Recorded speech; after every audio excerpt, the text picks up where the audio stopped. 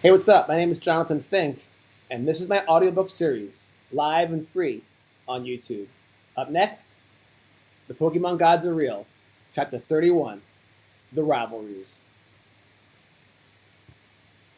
Every living faith produces rivalries. Wherever passion gathers, divisions emerge. Not because believers are hostile by nature, but because devotion expresses itself in different forms. Pokemon, like any enduring religion, is not a single unified experience. It is a constellation of perspectives, priorities, and identities, and when those intersect, friction is unavoidable. The earliest rivalries were small and intensely personal. Playground conflicts defined childhood hierarchies. Who had the strongest card? Who had the rarest holo? Who could win consistently in battle? These contests were rarely malicious, yet they carried real emotional weight.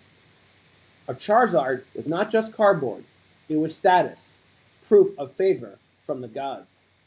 Rivalries were born not from hatred, but from desire, the deeply human need to compare, compete, and belong.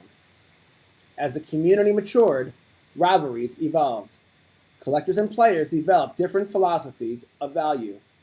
To the player, a card's purpose is utility, its worth defined by performance, synergy, and strategy.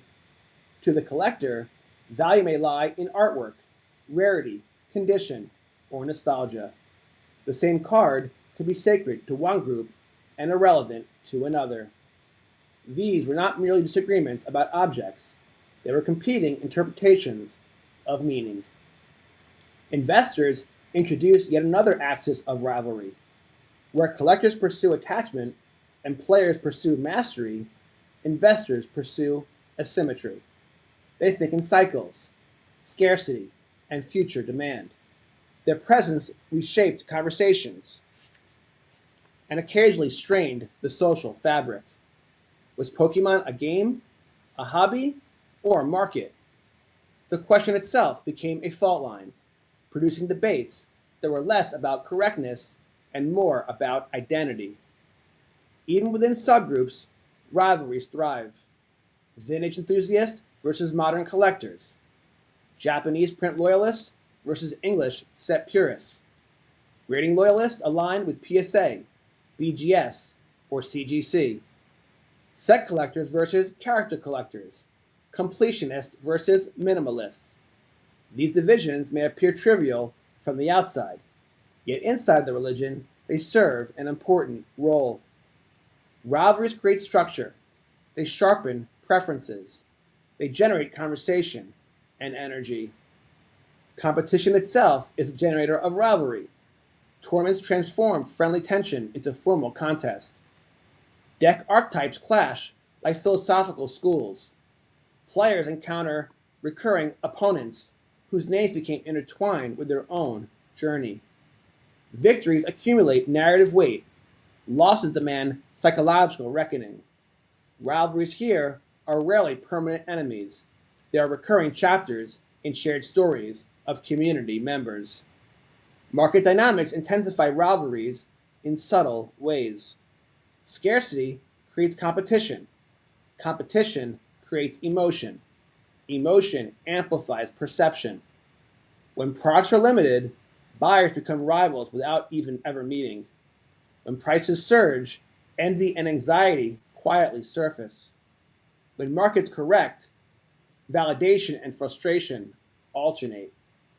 These rivalries are rarely voiced directly, yet they shape behavior across the ecosystem. Importantly, rivalries are not signs of dysfunction, they are evidence of vitality. A faith without disagreement is a faith without depth. Pokemon's rivalries reveal its complexity. Tension is not the enemy of community, indifference is. The Pokemon gods themselves seem to encourage rivalry. The franchise narratives are built upon it. Ash and Gary, Red and Blue.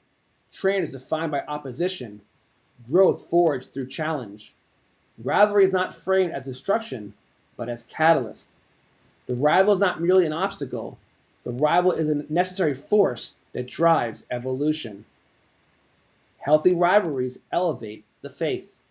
They push collectors to refine their focus. They push players to sharpen their skill. They push investors to deepen their discipline. They generate stories, debates, innovations, and identities. They transform solitary interest into communal drama. Unhealthy rivalries, however, distort perception.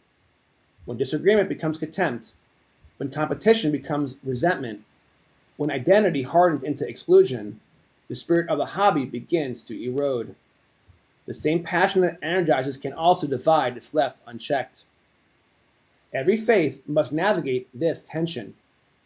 Yet despite their intensity, rivalries rarely fracture Pokemon's foundation, because beneath every disagreement lies shared belief.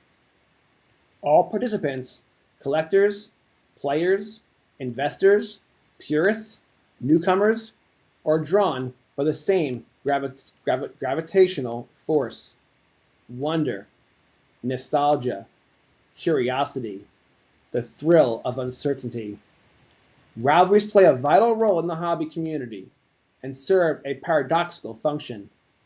They divide the faithful, yet simultaneously bind them together.